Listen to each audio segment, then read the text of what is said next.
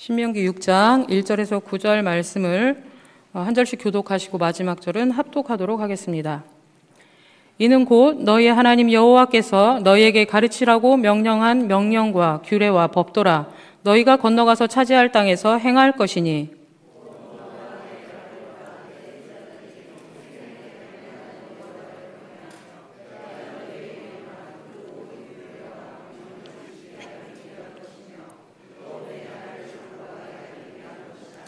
이스라엘아 듣고 삼가 그것을 행하라. 그리하면 내가 복을 받고 내 조상들의 하나님 여호와께서 내게 허락하심 같이 젖과 꿀이 흐르는 땅에서 내가 크게 번성하리라.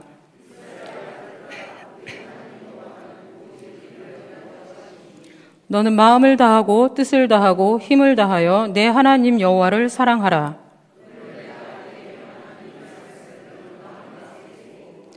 내 자녀에게 부지런히 가르치며 집안에 앉았을 때에든지 길을 갈 때에든지 누워 있을 때에든지 일어날 때에든지 이 말씀을 강론할 것이며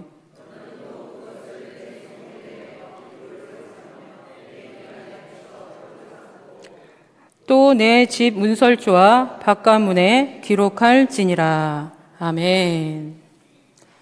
자, 우리 옆에 분들과 한번 인사해 보실까요? 하나님의 나라가 우리 가정 안에 있습니다. 제가 여러분들한테 질문 하나 하면서 말씀을 시작하도록 하겠습니다. 제 질문 잘 들으세요. 내 자녀가 하나님의 뜻 안에서 하나님을 경외하며 하나님의 백성으로 자라나길 원한다 라고 생각하시는 분은 손 한번 들어보십시오. 안 드시는 분들은 안 드시는 분들도 계신데요. 그렇죠? 아마도 이 자리에 있는 우리 모두의 바람이지 않을까 생각합니다. 하나님을 믿는 신앙을 가진 부모님들은 그 무엇보다도 자녀의 신앙생활이 소홀해지는 것이 아마 가장 가슴 아픈 일일 것입니다. 제가 이전 사역지에서 고등부를 1년 동안 담당했었는데요. 최근에 각 교회 교육부서를 조사해보면 부모님이 교회에 다니지 않는데 스스로 교회에 다니는 아동이나 청소년은 거의 없습니다. 대부분 모태 신앙이고 또 나중에 믿었더라도 부모님이 교회에 다니기 시작해서 교회에 나오기 시작한 아이들이 대부분입니다. 제가 고등부 사역하는 1년 동안 가장 많이 마음을 쓴 것은 이 아이들이 고등학교를 졸업하더라도 교회에 남아있게 하는 것이었습니다. 바로 그 인생을 하나님께 위탁하게 하는 것이었죠. 신앙생활을 하는 많은 청소년들이 자기 스스로가 무언가를 결정할 수 있다라고 생각되는 그 순간 신앙도 선택해버립니다. 제 사역의 중심은 스스로 자신의 신앙에 대해 생각하고 결정할 수 있을 때 하나님을 선택하는 것에 후회가 없게 하기 위해서 조바심 내며 마음을 썼던 것 같습니다. 다행히도 예배에 즐거움이 없던 아이들이 예배가 즐거워지기 시작했고, 설교가 들리지 않던 아이들이 설교 시간에 졸기만 하던 아이들이 설교가 들리기 시작하고 스스로 말씀을 찾아 읽기 시작했다고 아이들과 부모님들이 고백하는 말을 통해서 고등부 사역을 하면서 제가 위로와 격려를 많이 받았었는데요. 하지만 대부분의 아이들이 스스로 결정할 수 있을 때 많은 아이들이 하나님이 아닌 세상을 선택해버린다는 것입니다. 왜 그럴까요? 왜 대부분이 모태신앙인이고 부모님들이 신앙을 가지고 있음에도 불구하고 신앙의 길을 스스로 포기하게 하는 원인은 과연 무엇일까요? 제가 그 원인이 무엇일까 궁금해서 많이 아이들을 관찰하고 또 아이들과 대화도 나누어 봤습니다. 그런데 제가 한 가지 공통점을 발견했습니다. 그 문제점은요, 바로 가정 안에 있었습니다. 오늘 설교의 제목은 믿음은 가정에서 시작된다입니다. 이 제목은요, 청소년과 가정 전문 사역자인 마크 홀맨이 쓴 책의 제목입니다.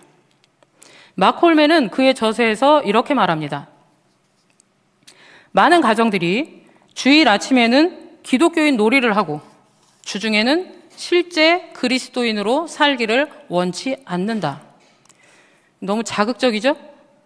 대부분 안 그러시죠? 여기는? 자, 그런데 이 말에 저는 많은 부분 공감이 갔습니다. 우리가 하나님을 믿는 사람들로 또 우리들의 신앙을 고백하며 살아가지만 어떤 부분 너무나 형식적으로 신앙생활을 하고 있지는 않은지 생각해 보아야 합니다. 세상과 하나님, 그 어디쯤에 양다리를 걸치고 필요에 의해 하나님에게 의지했다가 또 다른 경우에 세상으로 달려가는 그런 삶을 살고 있지는 않은지 생각해 보아야 한다는 것입니다. 성경 말씀에 이런 상황 가운데 우리가 어떤 결단을 내려야 하는지 교훈을 주는 말씀이 있는데요. 여호수아 24장 14절에서 15절 말씀입니다. 제가 읽어드리겠습니다. 그러므로 이제는 여호와를 경외하며 온전함과 진실함으로 그를 섬기라. 너희의 조상들이 강 저쪽과 애굽에서 섬기던 신들을 치워버리고 여호와만 섬기라. 만일 여호와를 섬기는 것이 너희에게 좋지 않게 보이거든 너희 조상들이 강 저쪽에서 섬기던 신이든지 또는 너희가 거주하는 땅에 있는 아모리 족속의 신들이든지 너희가 섬길 자를 오늘 택하라. 오직 나와 내 집은 여호와를 섬기겠노라 하니. 모세의 출애굽 이후에 세워진 2대 지도자 여호수아는 많은 지파들의 대표들을 모아놓고 이제 말년에 유언처럼 한 말입니다. 여호수아가 24장 1절부터 13절까지 하나님의 구원의 역사에 대해서 회고합니다. 창세기로부터 시작된 족장 역사, 족장 시대의 역사, 그리고 출애굽 광야 시대의 역사, 그리고 언약으로 말씀하신 가나안 정복 시대까지 하나님이 이스라엘 백성들을 어떻게 구원으로 인도하셨는지를 회고하고 있는 것이죠. 이스라엘 백성들과 함께 하신 하나님에 대해, 그리고 그의 인생 마지막 이스라엘 백성들이 꼭 알아두어야 할 것을 유언으로 말하고 있는 것입니다. 여러분, 여호수아가 그렇게 간절하게 원하고 바라는 것은 무엇일까요? 이스라엘 백성들의 결단이었습니다. 그 어느 것보다도 나와 내 집은 여호와만을 섬기겠다라는 선포의 고백입니다. 세상과 하나님 반쯤 걸쳐있는 그런 신앙인의 모습이 아니라 바로 지금 이 자리에 있는 우리 크리스찬 부모들에게 꼭 필요한 결단이고 또 선포일 것입니다. 그렇다면 어떻게 해야 이 세상으로 달려가는 발걸음을 멈추고 하나님의 세계관을 가진 아이들로 양육할 수 있을까요? 우리들의 자녀들이 하나님 보시기에도 또 우리들 보기에도 아름다운 삶의 모습으로 살아가려면 어떻게 해야 하는 걸까요? 지난 18일 토요일에 아동부에서 행복한 부모 학교라는 것을 시작했습니다. 저희가 1년 동안 총 6번에 걸쳐서 기독교적 세계관을 가지고 아이들을 어떻게 양육해야 하는지 말씀으로 지혜를 얻고 함께 나누는 시간이었습니다. 첫 번째 모임으로 18일에 자녀의 신앙을 세워주는 부모라는 주제를 가지고 말씀을 나누었는데요. 그 자리에 모였던 아동부에 자녀를 두신 엄마들이 하나같이 하시는 말씀이 있었습니다. 아이들을 신앙 안에서 어떻게 양육해야 할지 잘 모른다는 것이었습니다. 이미 교회에 오랜 시간 출석을 했어도 아이들의 신앙적 양육법에 대해서 배우지 않았다는 것이죠. 기독 학부모는 하나님을 믿는 신앙 안에 있는 부모님들입니다. 여기에 앉아 계신 바로 여러분들이십니다. 신앙의 부모는 양육 또한 신앙적이어야 하는 것입니다. 그런데 우리는 이런 신앙적 양육에 대해서 구체적으로 배운 적이 없어요. 신앙을 가진 부모임에도 불구하고 내 자녀에게 어떤 신앙적 기준을 가지고 아이들을 양육해야 하는지를 고민하지 않습니다. 그래서 오늘 읽은 말씀을 통해서 우리가 구체적으로 그 신앙적 양육에 대해서 살펴보려고 하는 것입니다. 오늘 읽은 신명기 6장 말씀은 아주 유명한 말씀이죠. 신명기라는 책의 제목은요, 이것들은 그 말씀들이다 라는 뜻으로 하나님의 명령들을 되풀이해서 말하고 있습니다. 되풀이하면서 말한다는 것은 왜일까요? 중요하기 때문이죠. 중요하니까 계속 또 얘기하고 또 얘기하는 거예요. 신명기는요, 모세오경 중에 한 권입니다. 모세오경 다 아시죠? 창세기, 출애굽기, 레위기, 민수기, 신명기. 신명기는 그 마지막에 있는 책인데요. 신명기는 모세가 출애굽하여서 가나안 땅 진입을 목전에 둔 출애굽 2세대들을 향해서 하나님의 말씀을 선포한 기록입니다. 하나님은 약속의 땅을 눈앞에 두었던 이스라엘 백성들에게 그들의 과거 역사와 하나님의 언약을 기억하면서 미래의 향방과 이스라엘 백성이 그 그 약속의 땅에서 어떻게 살아가야 되는지에 대해서 기록하고 있는 말씀입니다. 출애굽 당시 이스라엘 백성들에게 하나님의 존재는 미미했을 것입니다. 모세에 의해서 애굽에서 탈출하기는 했지만 이미 애굽에서의 삶이 400년을 넘겼거든요. 요셉을 통해 미리 예비하시고 이끄셨던 그 하나님에 대한 기억이 이제 그들에게 이 시간적인 것으로 인해서 모두 이제 하나님의 이야기는 구전동화 같이 들렸을지도 모를 일입니다. 하지만 이 400년의 시간이 흐르는 동안 이들은 하나님의 백성이라기보다 어떻게 보면 애굽 시민에 더 가까워지지 않았을까요? 400년의 시간은요, 우리가 한 세대를 60살로 놨어도 7세대가 지난 시간입니다. 400년이라는 시간은 결코 짧은 시간이 아니죠. 그리고 하나님의 인도하심으로 출애굽하기는 했지만 출애굽 이후에도 그 광야에서 삶 가운데 이스라엘 백성들은 계속해서 애굽으로 돌아가고 싶어 합니다. 출애굽했던 1세대 그리고 신명기의 말씀을 듣고 있는 이 출애굽 2세대는 출애굽 사건 이후에 광야에서도 40년이라는 시간을 또 보내게 되죠. 이제 하나님의 존재는 가까이 하기엔 너무 먼 존재가 되어 있지 않을까요? 이런 이스라엘 백성들에게 하나님의 백성으로서의 정체성을 다시 한번 되새겨줄 필요가 있었던 것입니다. 지금 우리가 생각하고 있는 문제들과 비슷하지 않을까요? 신앙의 1세대인 우리 부모들은 자신의 삶 가운데 역사하신 하나님을 경험하며 은혜도 있었습니다. 고난도 있었지만 그 고난 가운데 하나님을 경험하며 자신이 하나님 없이는 살아갈 수 없는 존재들임을 스스로 고백했던 세대입니다. 그런데 그 자녀 세대인 2, 3세대는 과연 어떨까요? 하나님이 아쉬울까요? 2025년 이 시대를 살아가고 있는 우리들의 자녀들은 이 자녀들에게는 하나님은 과연 어떤 존재일까요? 지금이 몇 차 산업혁명 시대인지 혹시 알고 계시나요? 지금 우리가 살아가고 있는 시대를 4차 산업혁명 시대라고 합니다. 이 4차 산업혁명 시대를 살아가고 있는 우리 아이들, 요새 아이들은 태어나면서 손가락을 이렇게 넘기면서 태어난다고 합니다. 그런 아이들, 이제 돈만 있으면 모든 것이 해결된다고 생각하는 이 시대를 살고 있는 우리 아이들, 하나님을 믿고 영생을 얻는 것이 구원인 것을 우리 아이들은 어떻게 받아들이고 이해하고 있을까요? 이제 돈만 있으면요, 죽고 싶어도 못 죽습니다. 3D 프린터로 의료기술이 발달해서요, 장기도 다 갈아 끼워요. 아마 이제 사람이 거의 사이보그가 될 거예요. 돈만 있으면 이제 생명조차도 마음대로 할 수 있는 시대를 살아가고 있다는 것입니다. 그런 시대를 살아가고 있는 우리 자녀들에게 하나님은 과연 어떤 존재일까요? 우리 자녀들을 어떻게 하나님의 자녀로 양육할 수 있을까요? 오늘 우리가 읽은 1절에서 3절 말씀 다시 한번 보도록 하겠습니다. 같이 한번 말씀 읽도록 하겠습니다. 이는 곧 너희의 하나님 여호와께서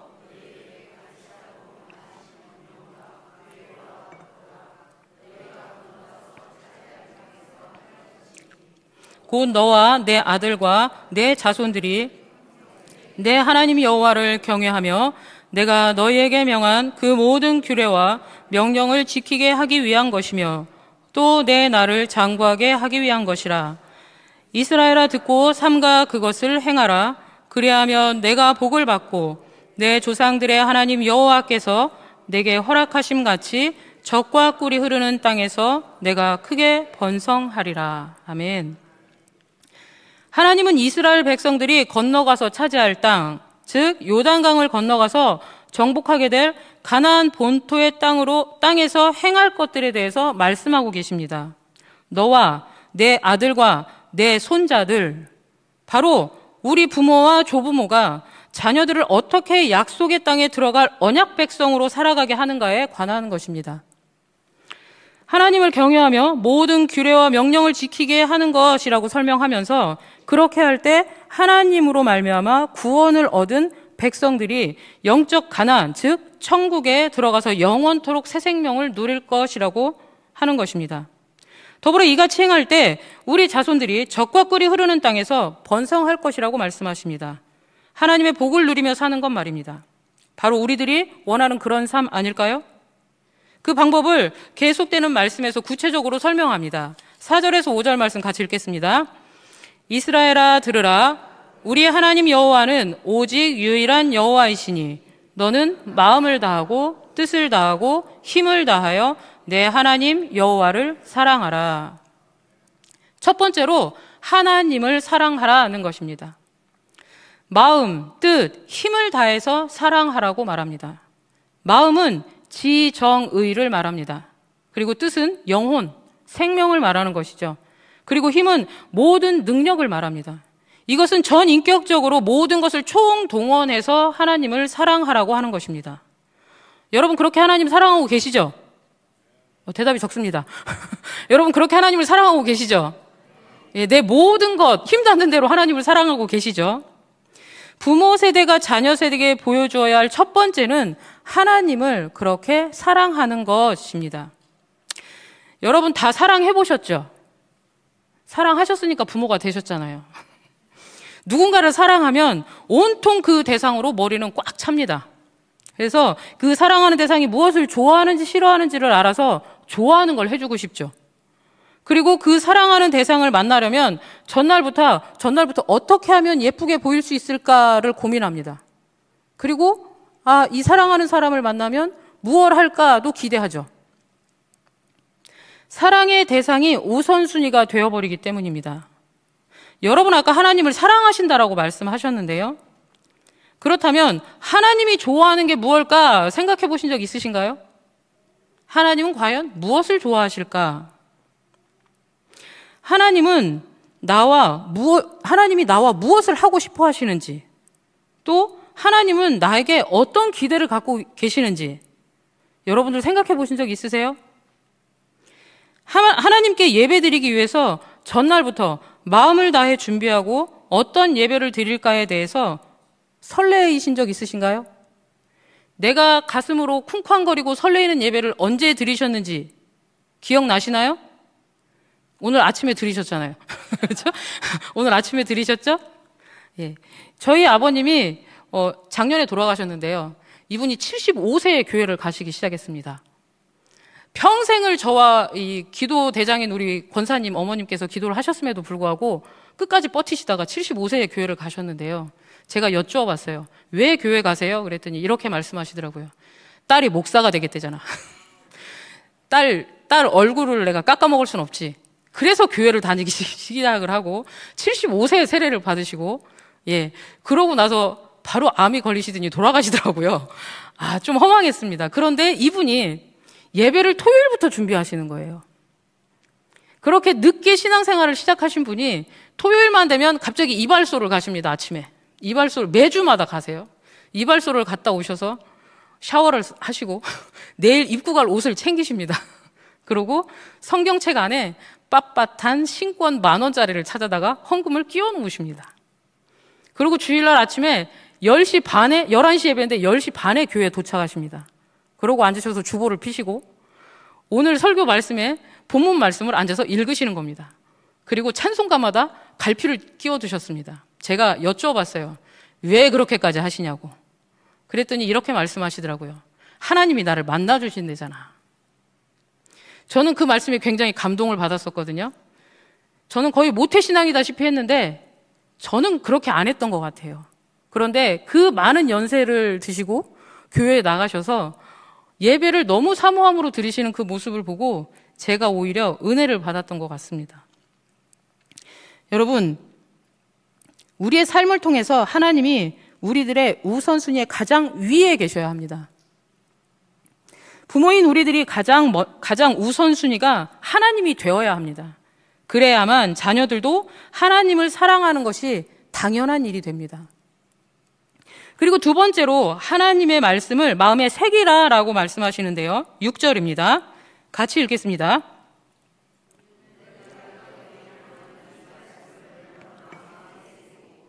자, 여러분 새기는 거 아시죠? 그 전에 학교 다닐 때 다 한 번씩 해보셨죠? 조각도로 이렇게 새기는 거. 자, 말씀을 마음에 새기는 거, 이것은요, 자신의 모든 의지를 항상 하나님의 말씀 가운데 전념시키라는 말입니다. 그리할 때 우리는 곁길로 흐르지 않고 정도를 갈 수 있는 것입니다. 우리의 모든 삶의 기준이 말씀이 되어야 한다는 것이죠. 바로 하나님의 말씀이 우리의 앞길을 밝혀주는 등불이 되기 때문입니다. 그 말씀의 등불이 밝혀주는 곳에 우리는 머물러야 하는 것입니다. 그런데 부모님이 교회와 교회 밖에서의 모습이 다르다면 자녀들은 어떻게 생각할까요? 말씀대로 살아야 하는데 나의 부모님이 그렇게 살지 못한다면 자녀들이 말씀으로 살아가려는 동기가 과연 생길까요? 혹시 아이들에게 하나님의 말씀보다는 세상의 기준으로 살라고 가르치시지 않나요? 아침에도 목사님 말씀하셨는데요. 이겨야 돼. 넌 절대 지면 안 돼. 네가 꼭 1등 해야 돼. 손해보면 안 돼. 그리고 적당히 타협하면서 살아. 라고 혹시 아이들에게 가르치시지 않나요? 제가 좀 싫어하는 말이 있습니다. 한 2, 3년 전에 제가 이 말을 듣고 굉장히 화가 났었는데 세상 사람들도 다 그런데 대충 넘어가죠. 라고 어떤 집사님이 저한테 얘기를 했던 적이 있어요.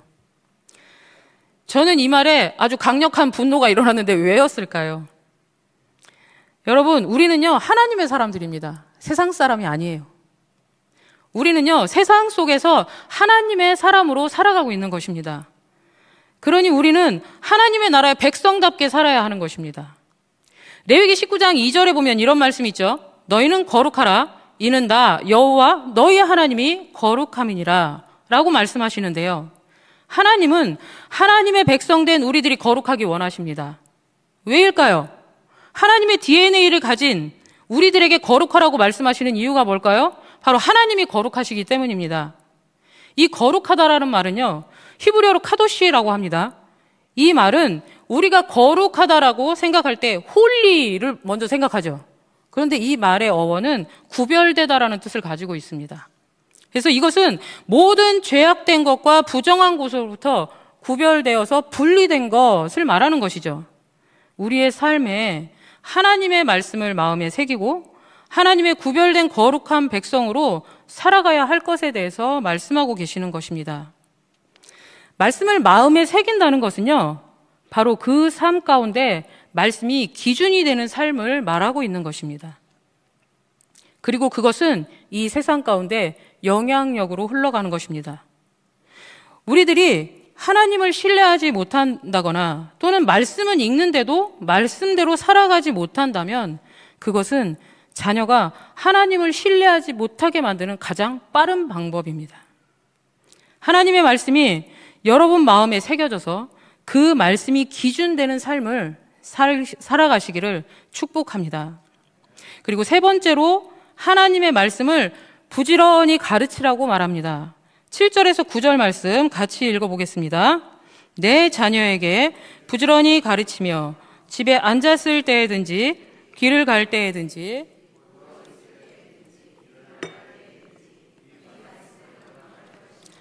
너는 또 그것을 내 손목에 매어 기호를 삼으며 내 미간에 붙여 표로 삼고 또 내 집 문설주와 바깥문에 기록할지니라. 아멘. 생명의 말씀을 부지런히 가르쳐야 합니다. 앉았을 때에든지 길을 걷고 있을 때에든지 누워 있을 때에든지 일어날 때에든지 언제일까요? 늘 항상 말씀을 강론하라고 말하는 것입니다. 자, 이쯤 돼서 제가 다시 한번 질문을 드릴게요. 자, 가만히 눈을 한번 감아보세요. 주무시면 안 돼요. 자, 가만히 눈을 감으시고요. 지난 일주일 동안에 자녀들과 함께 진지하게 기도해 본 적이 있다. 손 안 드셔도 돼요. 마음속으로 생각하세요. 자, 한 가지 더 질문하겠습니다. 지난 일주일 동안에 자녀들에게 하나님의 말씀을 가르치거나 말씀 나눔을 해본 적이 있다. 자, 마지막 한 가지 더 질문 드리겠습니다. 한 주간에 한 번이라도 가족이 모두 모여서 하나님께 예배해 본 적이 있다. 자, 눈 뜨십시오. 제가 무엇을 말씀드리고 싶은 걸까요? 자녀들과 얼마나 하나님의 말씀을 읽고 또 나누시는지요. 부지런히 가르치다에 해당하는 말이요, 찌르다, 뾰족하게 하다라는 뜻을 가지고 있습니다. 이 말은요, 생명력 있는 하나님의 말씀을 자녀들의 마음과 영혼에 예리하게 찌르듯이 감동시키고 교훈하라는 뜻입니다. 이는 자녀에 대한 부모의 신앙교육의 책임과 의무를 일깨워 주는 것입니다. 제가 아까 질문한 세 가지를 안 하고 계신다면 직무유기입니다. 아이들을 주일에 교회 학교에 데려다 놓으면 목사님이나 전도사님이 알아서 우리 아이의 신앙교육을 책임져 주시겠지라고 생각하시는 분 혹시 계신가요? 2021년에 전국 개신교에 다니는 그 중고생 500명 대상으로 설문조사를 했습니다. 질문이 무엇이었냐? 신앙생활에서 가장 큰 영향을 준 사람은 누구인가요? 라는 질문이었습니다. 누가 1등일까요? 감도 안 잡히세요? 어머니가 54%였습니다. 그리고 아버지가 33%였습니다. 그리고 목회자가 25%에 불과했습니다. 자, 이것은요, 코로나 전인 219년에 비해서 부모님이 미치는 영향이 더욱더 커진 확률이라고 합니다.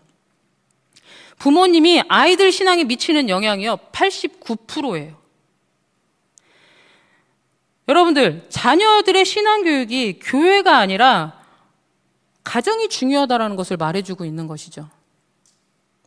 유대인들의 자녀의 배교율이요 0.1%도 되지 않는다라고 해요. 어떻게 이런 일이 가능할까요? 여러분들 아마 제가 말씀드리지 않아도 알 것입니다. 자녀가 고등부쯤 가면요 이제 슬슬 준비를 해요. 세상으로 튀어나갈 준비를.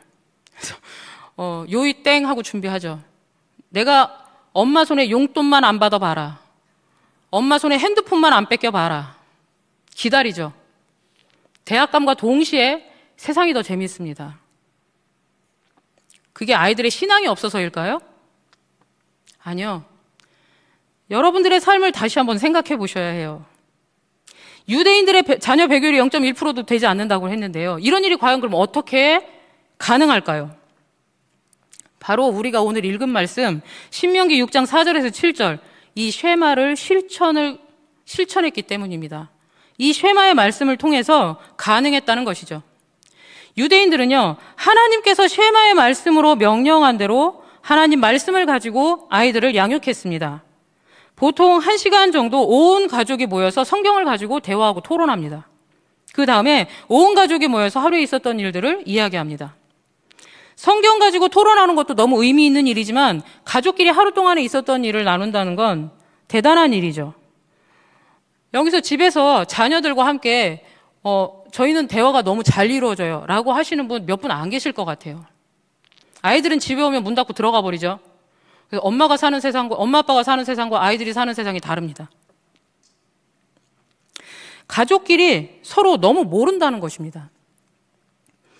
이 유대인들은 이 쉐마의 말씀의 실천을 통해서 아이들과 말씀도 나누지만 이 아이들이 어떤 삶을 살고 있는지 알아간다는 것이죠. 쉐마의 말씀으로 양육한 자녀들은요, 하나님의 말씀 안에 세워진 자녀들입니다. 하나님과 우리 기독 부모들이 가장 바라는 자녀상이 아닐까요? 사랑하는 공동교회 성도 여러분, 자녀들에게 믿음을 또 하나님을 믿는 믿음을 전수하기 위해서 그럼 우리는 과연 어떤 선택을 해야 할까요? 앞서 말씀드렸던 여호수아의 고백을 다시 한번 떠올리시기 바랍니다. 나와 내 집은 여호만을 섬기겠다라는 고백입니다. 이 고백은 선포여야 합니다. 여호수아는 세상의 그 어떤 것보다 나와 내 가정에 여호와만을 섬길 것이라고 강력하게 선포하기를 원하는 것입니다. 여러분, 하나님 앞에 100을 드려야 합니다. 100, 전부를 드려야 한다는 것입니다. 100의 몇 프로가 아니라 온전히 우리들이 모든 것, 하나님과 함께 할 때만 우리 자녀들이 그 하나님 안에 있을 수 있는 것입니다. 자, 그럼 어떻게 할까요, 목사님? 저한테 이렇게 물어보실 거예요. 제가 아름답게 이 고백을 실천하는 방법을 여러분들에게 제안하려고 합니다. 자, 잘 기억하셔야 돼요. 바로 가정예배입니다. 제가 가정예배 드리라고 하면요, 많은 엄마들이 저한테 와서 이렇게 말씀하세요.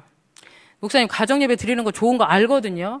그런데요, 쉽지가 않아요 라고 말씀하시죠. 저도 해봤거든요. 쉽지 않아요.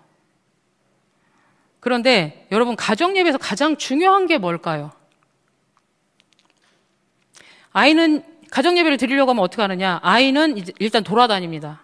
한 놈 잡아다 놓으면 한 놈이 도망갑니다. 엄마는 계속 아이를 잡으러 다니죠. 그리고 예배 인도를 해야 될 아빠는 늦게 들어오십니다. 그러다 보면 오늘도 날 샜네? 예배 못 드리시죠? 기분 언짢으니까 예배 못 드리시죠? 그러고 넘어갑니다. 뭘까요? 타협하고 있는 거예요, 지금.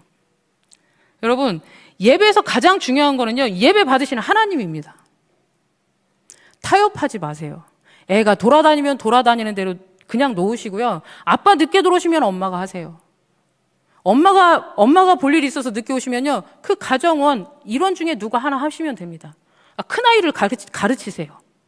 어떻게든 가정 예배를 드리겠다라는 결단이 중요한 것이거든요. 예배는 형식보다 누구를 예배하는가가 가장 중요한 것이기 때문입니다. 하나님이 받으시는 예배를 드리는 것이 중요합니다. 아이들이 돌아다니더라도 아빠가 좀 늦더라도 시간을 정하세요. 시간을 정하고 영과 진리로 하나님 중심의 예배를 드리는 것, 그게 중요한 것입니다. 처음엔 어려울지 모릅니다. 하지만 예배는요, 훈련입니다. 그 훈련 과정 가운데 하나님을 경험하게 될 것입니다. 하나님이요, 예배 드릴 거예요. 저희 가정에 예배를 드리겠습니다, 주님. 이라고 고백하시는 여러분의 가정 가운데 마냥 애가 뛰어다니게는 안 하실 겁니다. 적어도 제가 아는 하나님은 그러십니다. 자, 올해 아동부에서 가장 많이 힘을 싣고 있는 부분이 가정 예배입니다. 그리고 여러분들 아시겠지만 주보에도 자녀와 함께 드리는 가정 예배를 제안하고 있죠. 가정 예배는 자녀들을 하나님의 방법으로 세워가기 위한 가장 확실한 방법입니다. 자녀들과 말씀을 읽고 나누고 또 부모와 자녀가 함께 하나님의 말씀으로 세워져 가는 것입니다. 함께 나눈 말씀은 그 가정 안에 삶의 기준이 될 것입니다. 가정은 말씀과 기도와 찬양으로 예배할 수 있는 최적의 공간이자 가장 완벽하고 안전한 공간입니다. 신앙은 교육이라기보다 삶이기 때문입니다. 자녀들과 함께 나눈 말씀을 삶으로 살아내는 부모님의 모습을 볼 때 아이들은 진리이신 하나님 안에 머물 수밖에 없습니다. 그것은 여러분의 노력의 대가이기도 하겠지만 말씀은 살아있습니다.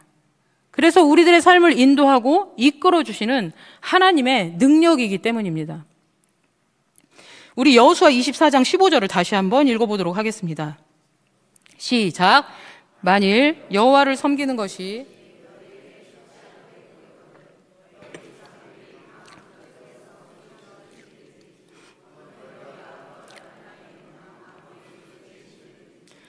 너희가 오늘 섬길 자를 오늘 택하라. 오직 나와 내 집은 여호와만을 섬기겠노라 하니. 여러분, 여호수아가 그렇게 간절하게 이스라엘 백성들에게 유언으로까지 말했던 것처럼 여러분의 입술에 나와 내 집은 여호와만을 섬기겠다라는 고백이 있으셔야 합니다. 언제일까요? 말씀에 써 있죠. 오늘 택하라 라고 말씀하고 있어요.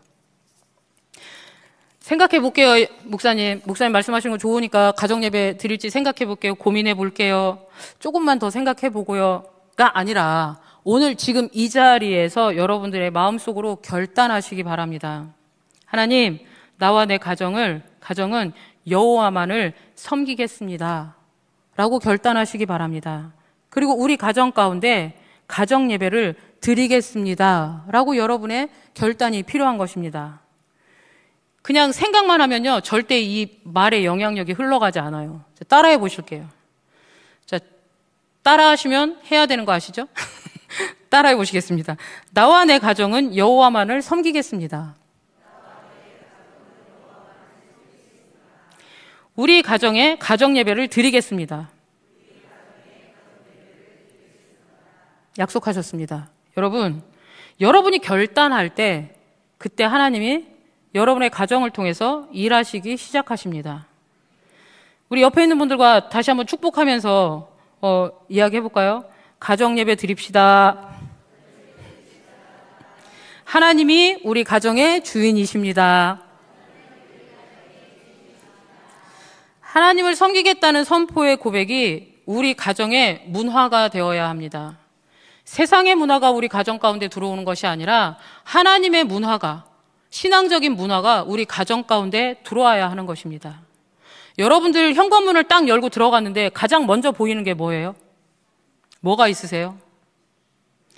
우리 집에 현관문을 딱 열고 들어갔을 때 십자가가 있다, 성화가 있다, 성경책이 펴져 있다 라고 하시는 분 손 들어보세요. 그래도 몇 분 계세요. 여러분, 문화가 되어야 해요.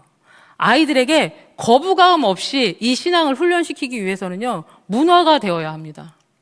식탁에요, 엄마 아빠가 은혜 받은 성구라도 하나 딱 써서 이렇게 액자에 넣어서 놓으세요. 그리고 성경책도 하나 펴놓으세요. 하나님의 말씀을 아이들이 눈 돌릴 때마다 볼 수 있어야 해요.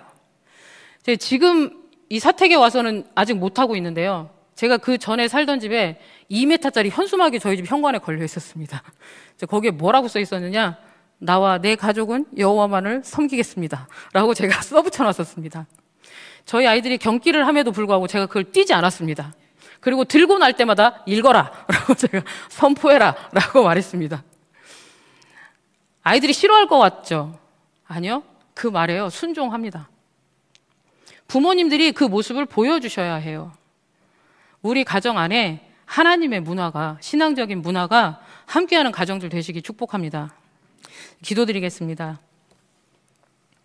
하나님 감사드립니다. 우리 가정에 하나님의 통치가 임하며 하나님의 선하신 일들을 시작하여 주시니 감사드립니다. 우리 가정 안에 하나님을 예배하게 하여 주시옵소서. 하나님의 말씀이 우리 가정을 이끄는 기준이 되게 하시고 하나님의 나라, 곧 천국을 가정 가운데 경험하게 하옵소서. 하나님을 예배하는 그 자리에 치유와 회복 있게 하시고 우리 자녀 세대가 하나님의 이름을 높이며 하나님을 의식하는 삶을 살아가게 하옵소서. 이 모든 일들이 하나님을 사랑하는 주의 백성들 가운데 일어나게 하옵소서. 참 진리이시며 사랑이신 예수 그리스도의 이름으로 기도드립니다. 아멘.